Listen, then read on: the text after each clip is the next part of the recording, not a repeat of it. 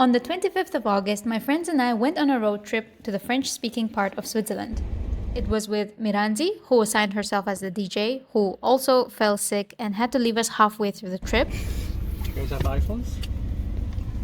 Yes. And then we had Kevin, the designated driver and the cook, and Vali, the passenger princess who planned the whole trip. If there's one superpower she has, it's planning road trips on the go and finding the cheapest campsites. Aisha also.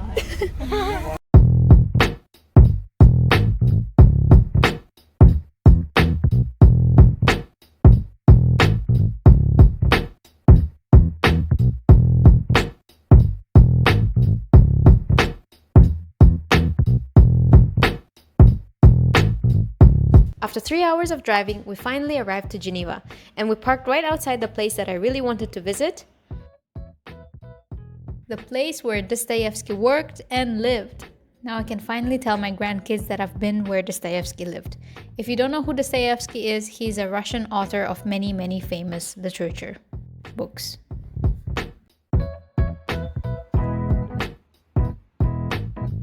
We walked around the crowded city and I noticed that there were a lot more foreigners than I'd seen anywhere else in Switzerland. Geneva was a very diverse place. We then stopped by a place that made good macarons. I'm not even sure how to pronounce it. And I don't know whose idea it was to make the stop here, but they really weren't wrong. Despite the painful price of these macarons, they were really good. And of course, the best flavor was mine, pistachio. When I saw the Ferris wheel, I wouldn't shut up about it, so I guess everyone just kind of gave in and decided to take a ride, see the city from up top. Of course, Miranzi first had to get her sweet popcorn.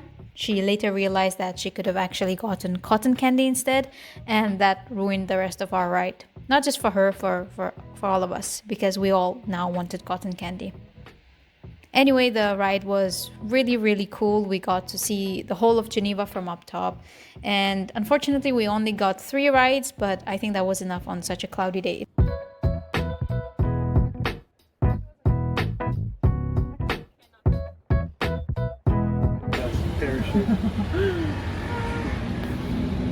Oh my gosh.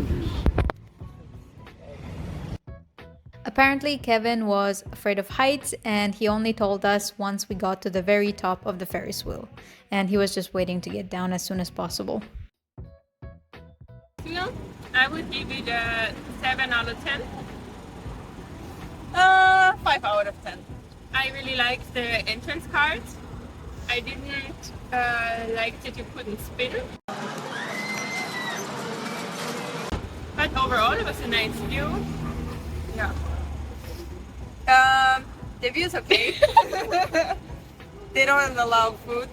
I just read it. Yeah. The seats are too small. There are no safety, some things. You want only, and it's only 3 rounds. Like it's nothing. We need 10. It was only 7 francs. It was 7 francs. How do you rate the Ferris wheel? Was it that bad? I mean, I only looked down pretty much. A couple times probably looked up. But... Aisha, how do you rate the Ferris wheel. the thingy? Yes. The Ferris wheel is right here. I rated 9 out of 10. I think it was a little pricey, but otherwise it was good. Yeah. We also found this futuristic bathroom, which was really strange. It took us at least like 2 minutes to figure out how it actually works. And it was for free, which was surprising because usually all the toilets around Switzerland are paid. What are you having for dinner? Bagels from New York, freshly flown in.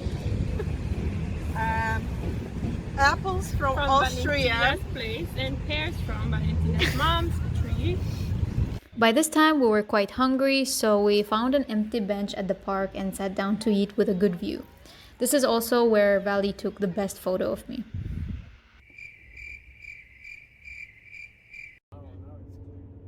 After our meal, we decided to settle in for the night in our first campground.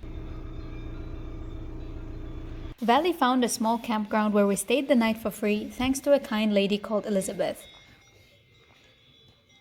We ate our food that we had prepared earlier at home, and this is where Kevin took out his head torch to peel the eggs. As lovely as this campground was, there was one thing that we really failed to consider. It is now 5 or 6 a.m. and we just woke up. We're preparing to make our next trip, and look at this. There's frost on our tent and we were freezing, wearing how many layers? I'm wearing 6 layers. But we're good. We're preparing to go. We're packing now. It's now 7:15. It's gorgeous outside. Even if you're traveling in summer but you're going uphill, make sure to wear proper shoes because your feet will freeze. And also bring proper clothing like a winter jacket. What else would you suggest they bring? 6 layers. Bring clothes to actually layer because it is so cold. It is 4 degrees out. It was below 0 during the night.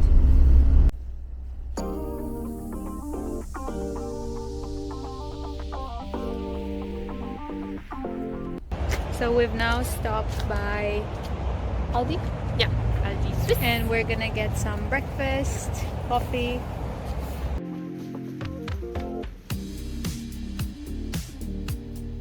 So we're now between Geneva and Lausanne, and we stopped by this very beautiful view to have some breakfast after getting a cup of coffee from the gas station and some stuff from the bakery from Aldi.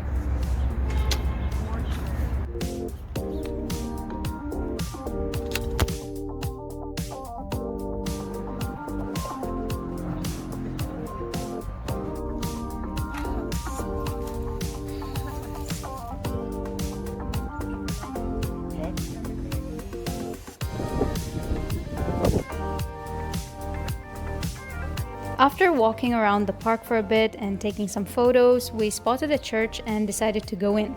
And there we found out that you can actually play the organ.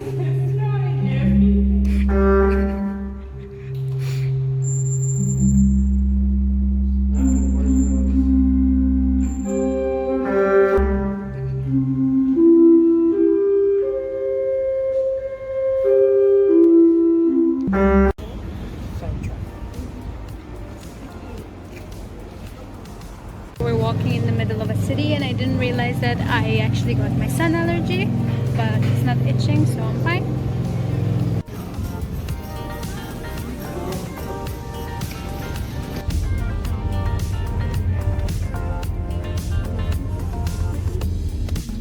On New Year's, we came to Taiwan.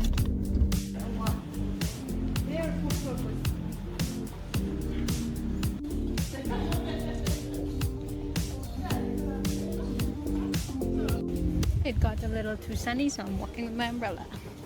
And I also have protective sleeves on. So we just found chairs on rocks.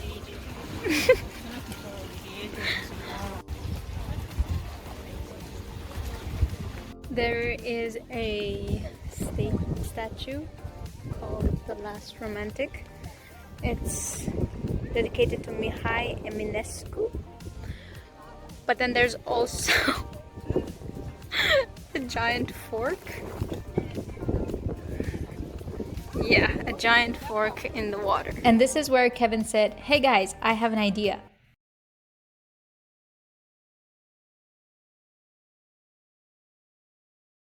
So we were just walking around the city and we stumbled upon an American market. It's right there.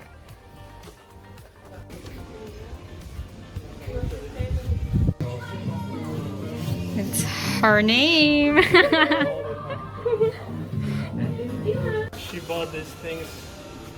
This is, in my opinion, it's a Peruvian thing, but I'm guessing they also have it somewhere else. Because we cannot get it any cheaper. I just ordered one recently online and it's not much cheaper, so it's a good price actually.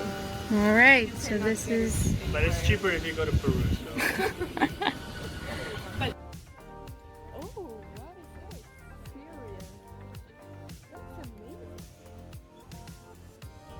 Found another spot in Vevey where Dostoevsky lived.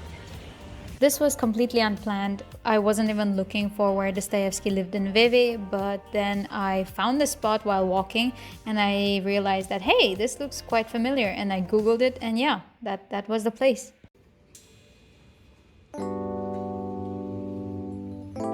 Unfortunately, this is where our friend Miranzi had left us because she got sick, and I think the previous night's cold did not help at all. Behind me is the Freddie Mercury statue, and there's a lot of people taking photos of it.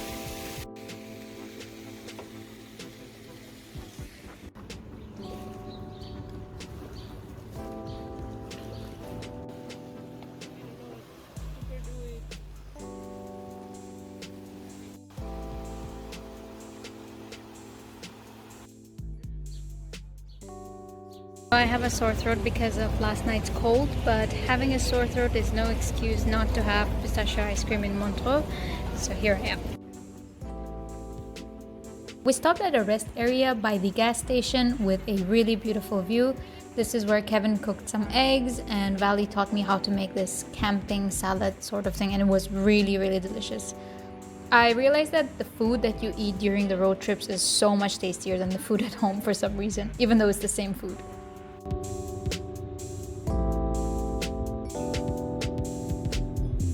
For the night's campground, we decided to stay in Kandersteg because it was very close to our next destination, Oeschinensee.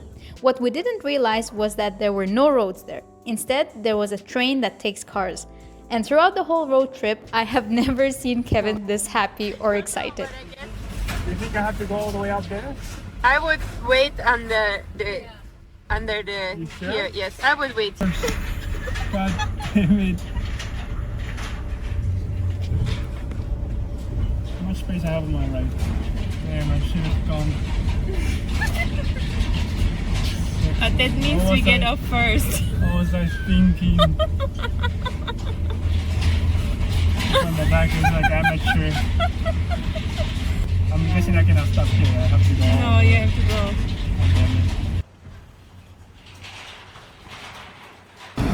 Holy shit, it's raining here? What the f? Where are we?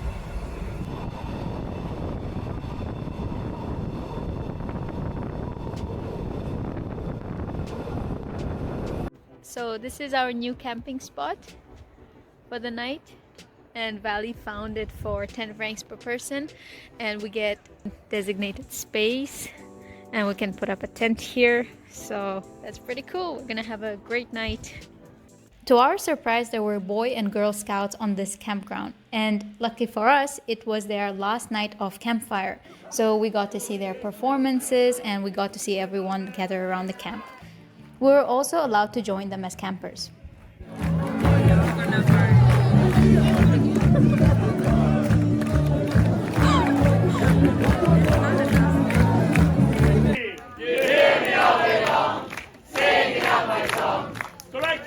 Directing traffic, one way only, please.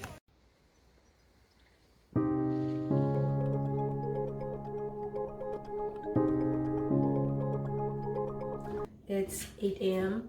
and surprisingly Vali is not awake yet, so I went off to the bathroom to get my day started. My eyes are super puffy. I think it's because it's been really cold the whole night, but I've been actually pretty warm. Like, I don't feel too cold at night. Compared to the previous night, this was nothing. So this campground is really practical and convenient because we're provided with toilets and showers, and it's just like a 2-minute walk from our place where we're camping. And now I'm doing my skincare that I normally wouldn't do because of the upcoming graduation, so I've got to take care. This is the view that I woke up to. It is now time to pack up and have some breakfast.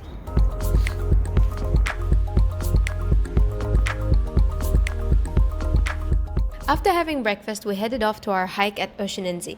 So because we stayed at this scout center camp, we actually got the tickets for the cable cars for around 13 francs per person instead of 32 francs. We could have hiked up there, but it would have taken around 3 hours or more, and I honestly didn't want to risk it with my sun allergy. We parked right outside the place with cable cars and hopped on one. The cable car ride was around 16 minutes, and after we arrived at the mountain, it was another half an hour to walk towards the lake. There was a bus that we could have taken, but it was 10 francs per person, and we were determined to stay on budget and enjoy the view along the way.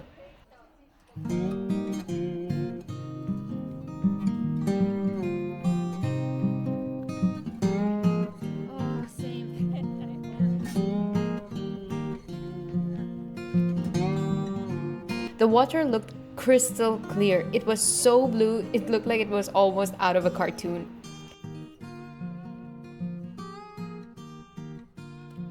We hiked up to the other side of the mountain to have a view of the lake from up top. It was really cold on the ground, but now it's extremely hot.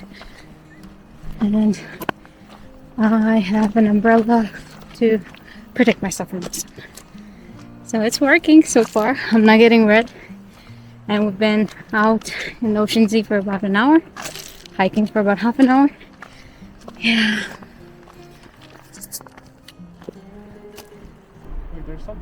When we stopped for a break, we saw an avalanche.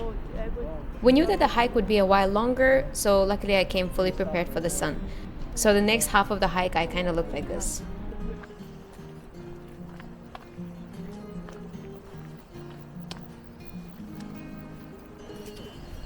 We have rested for a bit, got some water, and now we're gonna continue hiking a little more up. There are cows and there's a cafe up there.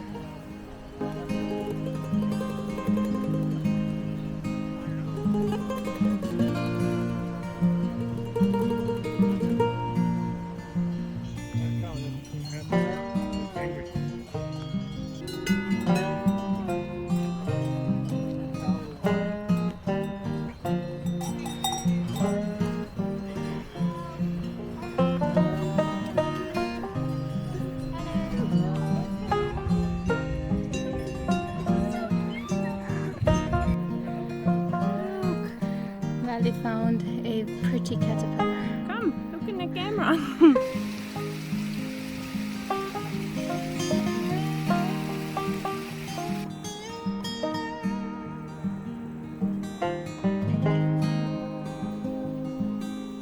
We're now hiking at the edge of the mountain.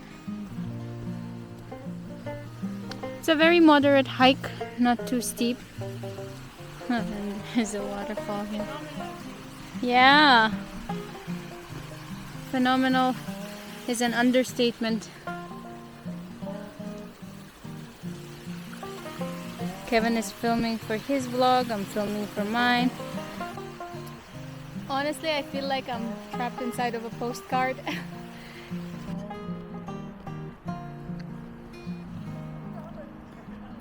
Vali.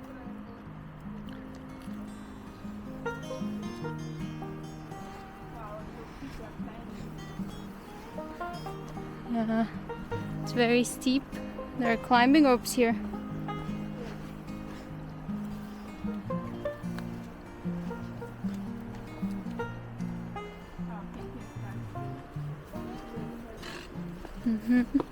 Vali and Kevin decided to hike all the way towards the edge of the mountains, and I would do it too, but I have no guts to. And they did it without their climbing ropes, which is quite risky, but props to them. That's really cool. I think they have a lot of experience hiking, so this is like a walk in the park for them. That's really cool. I mean, look where she is. So we have just returned from Oeschinensee, and our next stop is Lauterbrunnen, and it's an hour drive from here. Let's go! We've been to Lauterbrunnen once before, sometime in April, so the expectations were high. But this time it was a little disappointing because there weren't more than around 2 to 3 waterfalls. And usually there are 72 waterfalls. So the best time to visit would probably be in April, because by summer all the ice caps have already melted, so you won't see many waterfalls. What was cool though was that we got to see lots of base jumpers. That's it. Nice.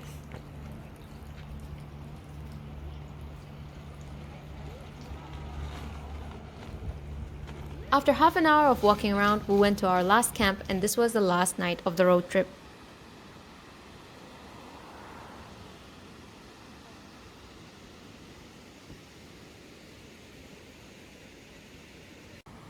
Vali cooked us some dinner, and while eating we also saw a meteor shower. It definitely doesn't look half as cool on video. What is that?